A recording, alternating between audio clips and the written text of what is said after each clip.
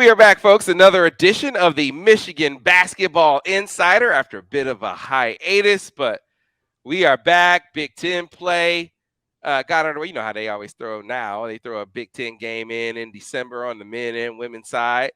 And so the Wolverines off to a 1-0 start in Big Ten play on the road, no less. And this is coming on the heels of them, letting one go that you felt like would have been so huge for them. Two really close games against two top 25 teams, and Michigan wasn't able to get either. And so is it going to be interesting to see how they responded to that, and they responded to it the way you want to see it.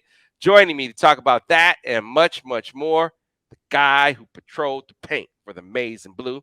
Back in the 80s, he was a standout prospect and a standout player at Michigan before going on to be a first-round draft pick in the NBA for 10 years. And then after that, has been a standout broadcaster ever since. Also does great work with the NBA Players Association Top 100 camp. I think I've given his entire resume. I'd like to introduce him first, though, is my man, my guy, Tim McCormick. Tim, how are you? I'm disappointed, Sam. How can you not bring up Michigan football? I've been a huge Michigan fan. I've watched every game since I was 10 years old, and you're not going to put that in my resume, and you're not going to give me a chance to talk about how incredibly excited I am about this team and this season. And yeah, Michigan basketball is 1-0 in the Big Ten, but we're playing for a national championship possibly. And I guess we can talk about that later because people want to talk about basketball. Yeah, I'm pretty excited about football. Not as excited about this basketball team, to be honest with you. I think that there's a lot of things that need to happen, a lot of growth. But I will say this, that the Minnesota game was really the first time all year where I sat back and thought, okay, I like what they're doing. They're making improvements, but I just have so many questions about this team. Yeah. So let's just rewind and tape. We aren't going to go back over every game at length, but I'm curious your observations. Going back to, because you look at UVA and you look at the North Carolina game over in London, and it's hard not to play the what if game, right? I mean, they had an opportunity to get both of those games. You feel like with as close as they played both teams, one number 3 being Virginia, the other being number 19, that as well as they played both teams, that they should come away with one of them, they came away with neither. The thing that stuck out to me in the UVA game, Tim, they couldn't, like we've been saying all season, dribble penetration. They could not stop the basketball. Most of the time when you say that, you're like, stop the ball, stop the ball, stop the ball. You're thinking about transition. They couldn't stop the ball in the half court. Because I was talking to, and that's been the theme all season, talking to Phil about it. I asked him point blank, Tim, I said, Phil, is that, an assignment thing? Guys need to be better in their defensive posture and paying attention to the scout, or is it a personnel thing? And Phil, he was candid. He said it's both, Tim. He said it's both. And so they were in a position and are in a position where you got to figure out how to coach around some maybe physical limitations. And now that brings us to the absence of Jaelin Llewellyn, who went down in the next game. So I'm curious what you think. Let's just start on the defensive end of the floor. How you think they're going to fare now without Jaelin Llewellyn, who that was going to be one of the things they had to figure out. How do you sort of mask the quickness limitations there with Jaelin Llewellyn guarding the basketball? Do you think things are going to be better with Dug McDaniel there, or do you think they lose much more than they gain when you talk about the size perspective? I'm curious what you think of that question. All right, so you gave me 13 different things to talk about. Okay, I want to send out my best wishes to Jaelin Llewellyn, first of all, because I feel horrible for him. Yep. I can't even imagine your senior year not getting a chance to finish it out on the court. With that being said, I made a comment on one of our earlier podcasts, just watching film, that I thought Jaelin Llewellyn would be a better player than Devontae Jones and Mike Smith. I think I was wrong, and I do think it's unfair on one aspect, because Jalen still was in transition, and I think it would have been important to give him a chance to develop. But I just think that the speed of the game in the Big Ten was going to be too much for him. Um, I thought that when you've got Jett, who's not a great defender, and you've got some guys that are a little bit undersized, and Terrence Williams is not super fast at the four, and you've got new players and new roles, that the defense was atrocious in some of those early games. And they're really lucky that they beat Ohio and they beat Eastern Michigan, because those could have easily been devastating losses. I did see improvement in both Virginia and Kentucky, even though I feel like the best team won each of those games. Um, the defense has to improve. The defensive rebounding must improve. Michigan needs a lot more production out of the power forward position. Good teams have depth at the point guard. Michigan does not have that now. But I also think that in today's basketball, it's called positionless for a reason. And you don't necessarily need the traditional point guard, shooting guard, small forward, power forward, center. Everybody can handle the ball a little bit. Everybody can play some pick and roll.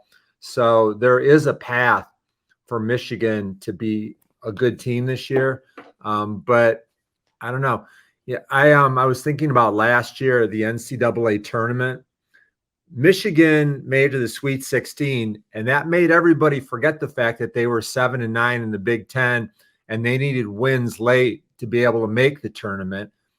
Sam, it's really early for that, but I look at Michigan and I think it's going to be a really difficult road for them to make the NCAA tournament this year. Am I crazy for thinking that this early? No, you're not, because they have a lot of discovery. I mean, every year there's role definition to some extent, to some degree, right? But this is a year where there's a lot of it, and there are frankly just some deficiencies that they got to figure out a way to mask. I feel for Jaelin Llewellyn too. It's a tough break for the young man. He was coming here to experience winning at this level. You'd seen the last two guys come in and really experience a lot of success, but I, like you, think he would have had a much tougher time than Mike or Devontae. I just think with Mike, you had more quickness. With Devontae, you had more strength.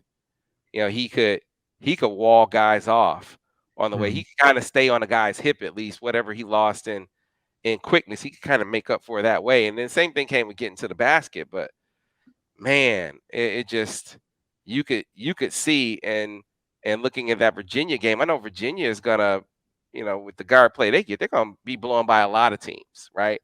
They're gonna win the points in the paint battle against a lot of teams because they have guards that are like that. But man, when I looked at the stat against Michigan, I'm like, wait, I mean, with Hunter in the post, I mean, I'm expecting for at least, if you don't win points in the paint, I'm expecting for Michigan to at least have it be close there, Tim. And they got outscored in the paint by 20 points in that game. Yeah, And I was like, I remember a conversation I had with Jim Calhoun, the UConn coach, the Hall of Fame coach. And he told me that his philosophy is that if you want to be a really good team, you need 3 point guards in your program that could all take over if you need them. So I said, why? And he said, well, first of all, you might have an injury. You may have foul trouble. You want competitive practices. You want the tool to use to push a guy a little bit harder, to give them minutes. And he said of those 3 point guards, one of them should be a 4 or 5 star, that at the end of the game, you just give them the ball, a la Trey Burke, a la Derek Walton, and just go make plays and get me a win. And really for Michigan to have 1 point guard in the program, I know Frankie Collins put them in a bad position, and you've got a devastating injury, but this is the recipe for a long season. And look, they were great yesterday, but let's be honest, Minnesota, they may be the worst team in the Big Ten. Nebraska, Northwestern, they're there too. Minnesota's already had a couple of key injuries, and Michigan did what they were supposed to do and what a lot of people are going to do to Minnesota this year, and that's bury them. yeah. But I think that there's some positive takeaways. Yes. Some things that encourage me from the last 3 games, even with the 2 losses. Definitely you look at the inability to stay in front of people in the UVA game. That was a recurring theme. You look at in the game against Kentucky. You talk about the need to really be better on the defensive glass. Uh, I considered it a win to hold Kentucky to 12 offensive boards. I think that's a day at the office for Kentucky, right? I was more concerned in that game about they didn't guard the 3-point line that well, right? So you keep coming back to this defense, defense, defense, and just trying to figure out a way to find a patch over there. Meanwhile, offensively, one thing that started to show up in the last few games, Tim, is what Phil Martelli was talking about before the season. He said we're going to be a better shooting team. And I know in some of our earlier episodes, you were like, man, they just aren't shooting it well. And this guy shouldn't shoot. He should turn down shots. Don't let this guy shoot. Last 3 games, Tim, they've been 40, 50%. I think they were 50% 2 of the games. And then 40% against UVA. They've started to shoot the basketball like Phil said they were going to shoot it heading into the season. I find that to be an encouraging sign, even if it's a small one. Yeah, I agree. I think that I think it was Kobe's first shot last night against Minnesota. He was wide open and it wasn't even close.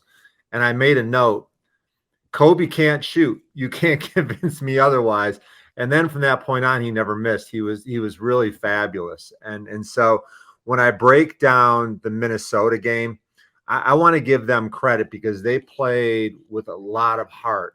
And there was some pressure to that game too. Think about this.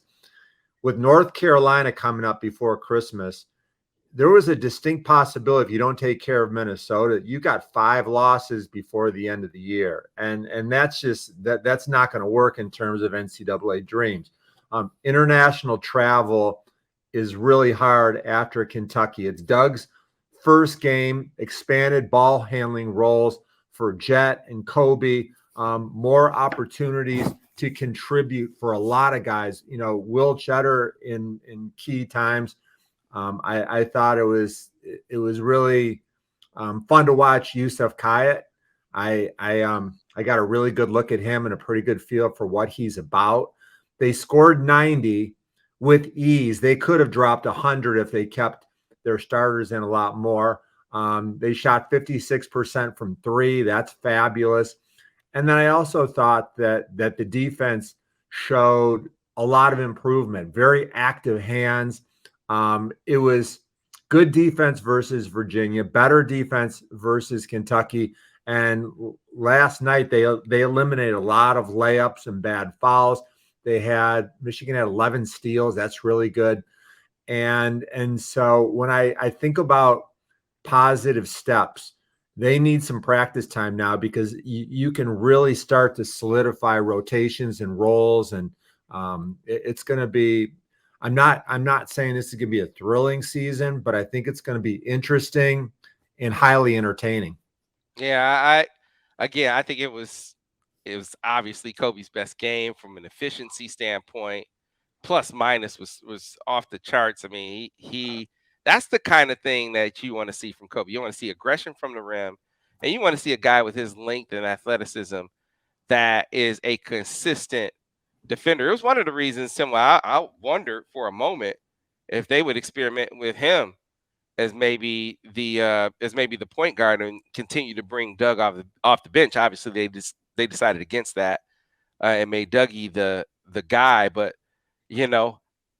it does beg the question, man, how is that point guard scenario going to work out this season? I mean, how do you think they're gonna manage that past Doug, who's obviously your starter, and Kobe Buffkin? Where do you go after those two? Yeah, well, you've got 3 guys that are all playmaker types, and Jett Howard has improved his ball handling immensely. And if you add Jett and Kobe to the equation, those 3 guys scored 44 points yesterday, and they were efficient and they were aggressive and they looked the part of being a Big Ten player. I don't expect that Doug's going to play like that. I mean, I think that was his A game. I think that's his A game. I think that you're not going to see him have 28 in a game with 12 assists. That's not him. Last night, numbers wise, he made his shots. He made the plays he's supposed to make, and as long as he stays within himself, he's always going to be pretty solid. Michigan is heavy into their pick and roll game, and by the way, Hunter does such a fabulous job now in the screen setting role. He doesn't get those leave early type of offensive fouls. He never gets in foul trouble anymore. And so in the screen game, Michigan can have a heavy dose of low post action for Hunter. They can run Kobe Buffkin off screens. They can have some ISO plays for Jett. They can have pick and roll, and that works with Doug. So there's a lot of things they can do, and also I just think that Michigan's got to find a way to get more out of the power forward position, because I saw Terrence Williams drop 22 on Nebraska last year. And when Hunter was out, I saw him, 17 against Ohio State in a huge upset that really, I think, was the key victory that put Michigan in the NCAA tournament last year. He's got to produce more. And if he doesn't, it looks like there was some auditioning last night for some of those minutes. Will Cheddar, Youssef, Joey Baker even can play some 4 at 6'7". So that's something I worry about a little bit. Yeah, you've seen some auditions here the last couple of games. You didn't see Isaiah Barnes as much in this contest, but he hit 2 big threes against North Carolina. So clearly they're still trying to find the bench mix. And I agree that with T. Will, I don't know. I felt like with the greater opportunity that there would just be a more relaxed version of him on the floor, and it just seems like he's pressing sometimes. I don't know if it's the pressure that comes with now you are a core guy, you're expected to do that. It's not a surprise when you do it. I don't know if that's what it's about, but you're right, Tim. They have to get more from that position, especially definitely on the offensive end, because I know one of the things that you talk to the coaches about it. I think they were more concerned about defensively. Would there be some issues? Would he be able to guard quickness?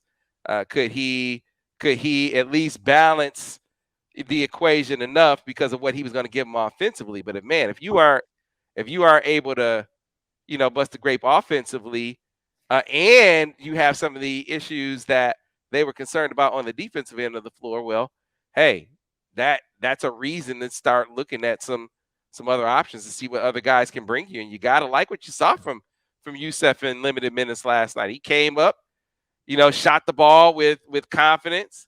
You expect Joey Baker to be a guy that's going to be able to give you some shooting there as well. So, yeah, all the more reason to start giving those guys greater looks. Yeah, when I look at Youssef, does he look 6'9" to you? I wasn't at the guy. I have to see him. I'll go down to floor level the next home game. Yeah, I kind of wonder about that. And I don't know if he's strong enough to play power forward in the Big Ten, but rebounding is going to be a big deal. And I know that Terrence has done a solid. He's had some really solid games on the glass. But think about this. This year's team is smaller and more perimeter oriented than last year's. There's no Musa. There's no Brandon Johns. Even Caleb at 6'8", just because of his size and athleticism, was able to help on the boards. Last 5 games, Terrence Williams averaging 5 points per game, has not shot very well. And I'm also concerned because that 3-game stretch is against Minnesota, Kentucky, and Virginia. Those are 3 power opponents. So, he's struggling with that role a little bit, and they need him because it's such an important position. Look, Hunter can handle his own, but they're putting a lot on his shoulders, and you don't want him in late February dead tired because he's got to do everything on the offensive end to try to post up, and he's going against double and triple teams, and he's got to set up his teammates, and he's got to run the court hard and grab every single rebound. and help because the young guys are getting blown by all the time. There's a lot on Hunter Dickinson's plate. And Sam, how great has he been? I mean, he looks like an all-American again.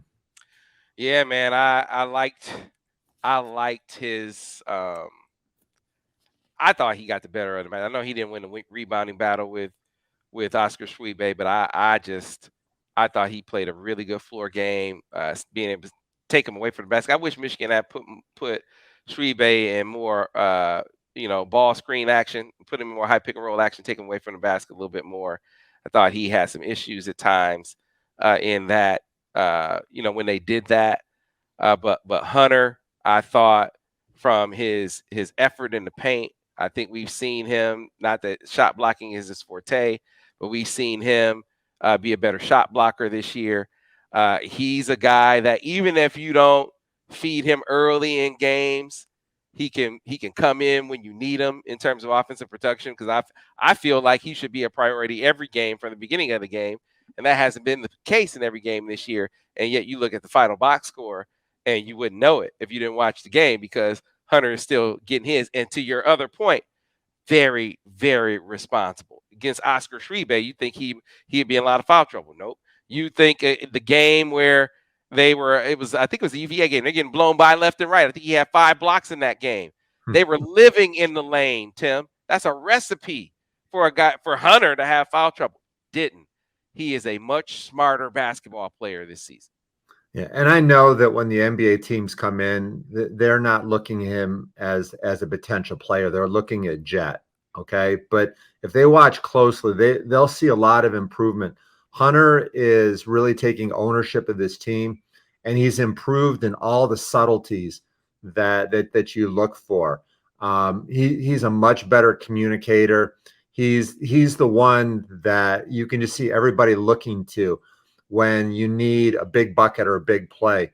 I give him the green light whenever he wants to shoot, launch it, because even shooting threes, I feel confident that that's a good way for Michigan to generate points. His defense is such an upgrade. Pick and roll coverage was a massive problem in his first 2 years. They seem really comfortable against Minnesota in drop coverage, and he did a really good job. I thought Dug did a good job too. Minnesota's not really good enough to make you pay for a mistake in drop coverage, but I thought that was really good, and you give Hunter Dickinson a lot of that credit.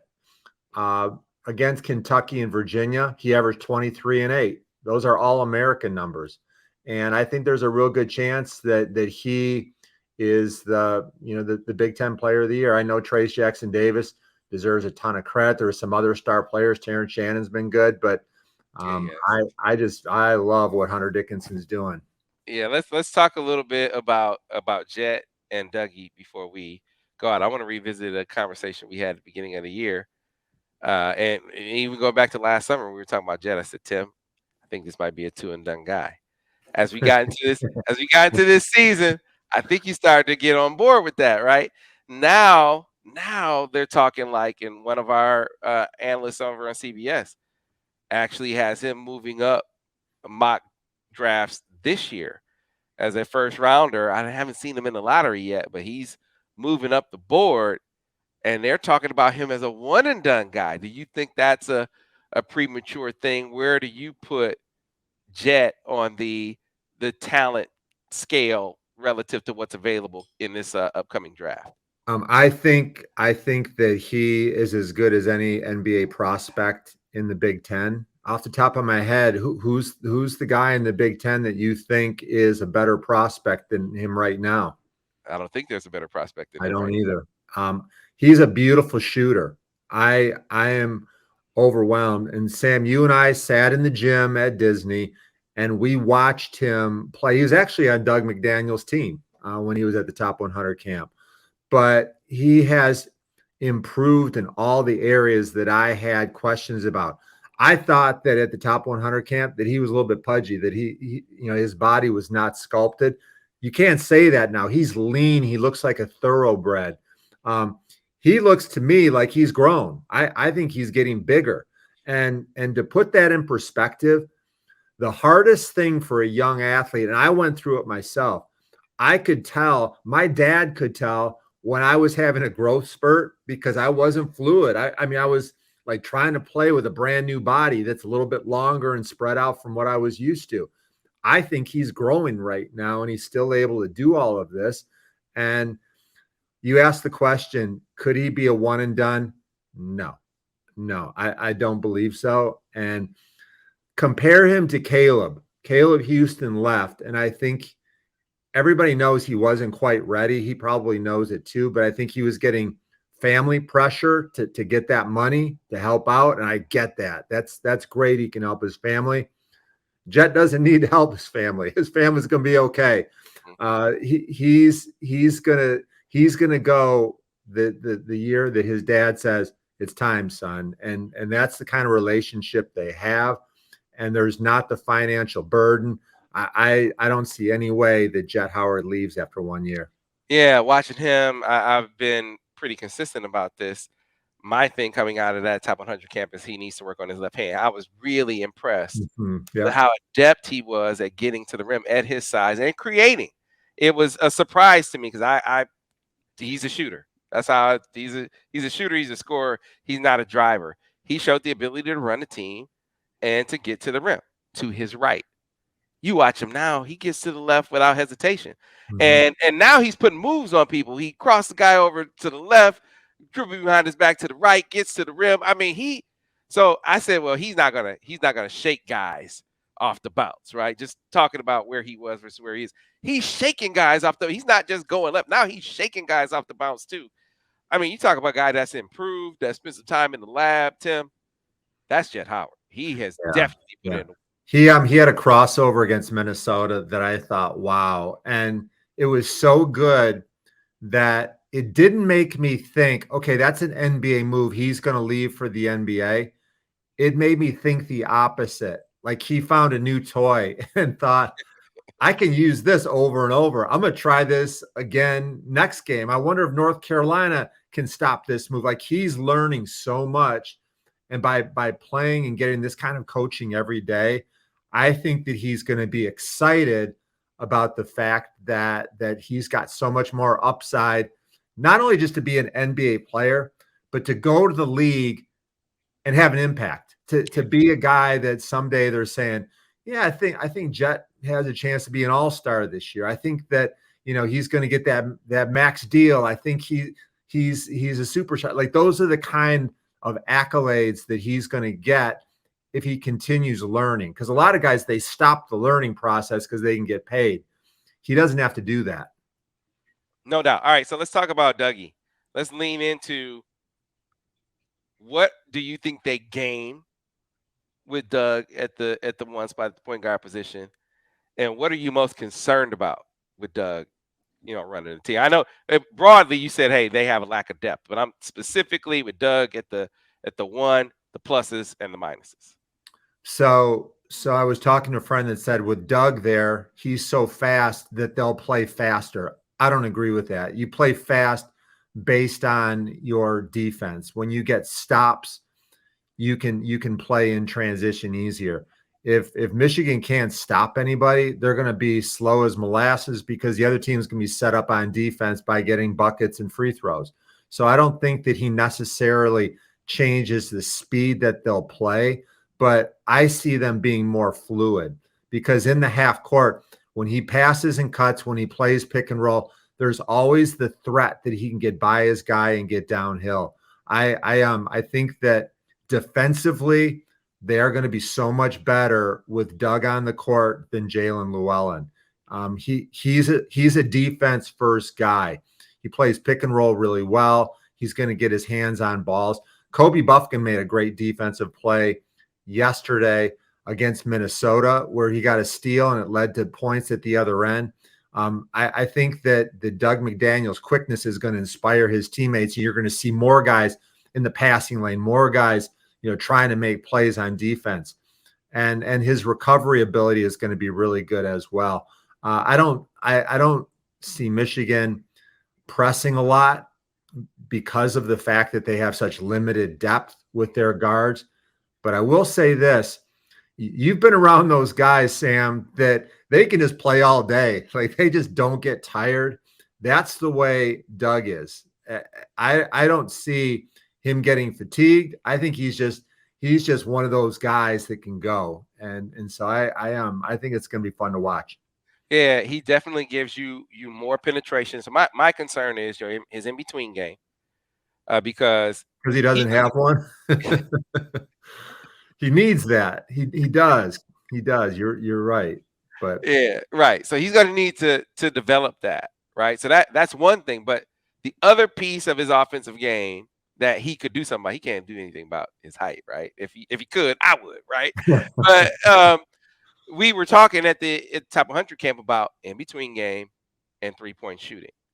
Now he was 3 for 3. He's not going to be 100% every night, but the confidence with which he shot the ball, if he can make opponents pay for going underneath screens, it's a game changer.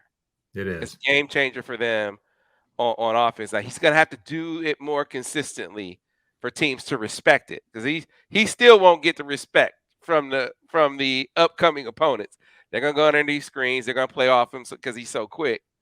They're gonna try to just close out. You probably can close out and bother his shot, and if not block it. That's probably what they're gonna say, right?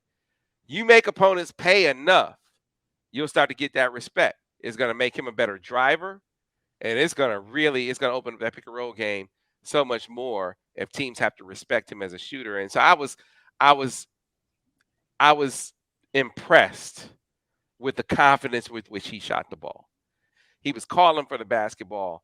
He was acting like a player on the perimeter that wanted that shot. And you know how guys who are not shooters, you can see they really don't want the ball out there.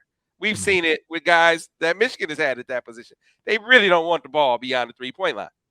That wasn't Dug last night. No, it's one game. No, it's Minnesota. But I was encouraged by that, Tim. As a starter, Dug is 3 for 3 from three, Right? and he has not hit the rim. All three of his shots went dead straight in, and that's a little bit different than I mean, I mentioned to you when Kobe Buffkin misses, when Terrence Williams misses, like they miss by a lot, and his ball was straight, and there were three straight swishes, and he shot it like he knew what he was doing. Well, let me rewind the tape to a prior episode. You remember I told you Phil said, "Oh man, he's shooting the lights out in practice." He said and I'm not just giving you eyeball tests. He said we track these things. Mhm. We have metrics that say Dug McDaniel is shooting the basketball extremely well. Wasn't necessarily translating the games. Now, maybe with more minutes, more opportunity, we'll see what Phil was talking about. We certainly saw it last night against Minnesota. Yeah. Sam, let me ask you a question because I think you do a great job with the recruiting piece. And so what does Michigan's point guard recruiting look like moving forward? Yeah. Because you don't want to keep relying on the portal every year, but it takes time to develop point guards. And Dug looks like, well, what we've seen so far, he looks like a keeper for sure. But what do they do? Yeah, I think they're in a portal situation again for this year. There was so much of a focus on Isaiah Collier, who obviously wound up choosing USC. Now you keep your scouting hat on to look to see who might be some emerging guys here that'll sign late. But in this cycle, I think they're looking in the portal again. I think that's what it's gonna boil down to. And then you're trying to fortify your ranks in the class beyond that. That's an unfortunate scenario they find themselves in now that they missed on their top few targets. Certainly their top when they were Isaiah Collier, like a lot of teams. That was the guy that they were really in on. They had a good shot at. They just wound up losing in the end. So in the Do you portal think again, Tim, do is the you short think answer. that Jaelin Llewellyn could be asked to come back to See, add depth, or do they we not talked see enough from we him? talked about that, Tim, and you remember my answer at the time was it's a wait and see. And if it's me, and I say this with all due respect, if it's me and I gotta decide where to go in the portal again next year, I'm trying for another guy and just seeing. Based on what I saw from what he brought to the table in the short run, I'd rather roll the dice and see what someone else can bring to the table. Maybe if you can't get Jaelin Llewellyn, you can go get Frankie Collins, because Frankie didn't want to play when Jaelin was playing. So maybe that's You see, and this should be a lesson to. I mean, maybe he has no regrets about going to Arizona State, but you ran from competition that you probably would have won. Mhm. Like you would have won that competition. I mean, no question. In my mind, you would have won that competition. Why run away from a challenge before you even know how big a challenge it is? Yeah. Just my 2 cents, Tim. No, it Just makes my 2 sense. cents. Makes sense. So, but great stuff as always, Tim McCormick. Hey, speaking of development, just a slight word. I mean, sometimes you never wish injury on a guy, but sometimes you discover things through injury. Maybe with Jaelin Llewellyn out, you discover some things about Dug McDaniel, right? Maybe with Cade Cunningham out, you discover some things about Killian Hayes. Tim, I have not been the biggest Killian Hayes guy. I still have PTSD about them passing on Tyrese Halliburton. But he looks like a different dude these last few games. Killian Hayes is starting to look like a lottery pick now. I think it's a good story. And over his last 10, he's averaging 12 points, 7 boards. He's got length to see over the defense. He's a pretty solid defender. And I think the biggest issue, like a lot of players, they just need to experience it and feel like they're loved. Since Cade's not out there, there's a lot of opportunity for Killian to make this his team. He's going to have the ball in his hands. He's going to be out there down the stretch. And it's unfortunate, but if Cade would have never been hurt, Killian would have been on the bench all year. And so it's all about opportunity. Yeah, he's shooting with confidence. Is that the John Beilein effect? I think John Beilein's got a big impact on him. They've spent a lot of time this summer. He's always working on his form. And let me tell you, he says to stick that landing like a gymnast coming off the balance beam. You get those feet down, you land on balance, your shot's going to go in. All right. Well, we'll keep watching. I'm impressed with what we've seen from the young fella. Hopefully, he keep it up. Same thing with the fellas here at Michigan, especially young Dug McDaniel. Hopefully, young fella can keep doing his thing. Until next time, folks, we appreciate you following us on the podcast. If you're listening on Google, Stitcher, Spotify, iTunes, you name it, be sure to tell all your friends about it. If you're watching us on YouTube, be sure to like the video, subscribe to the channel. That way, you'll get a notification every time we do a new episode, and we'll see you next week on the next edition of the Michigan Basketball Insider.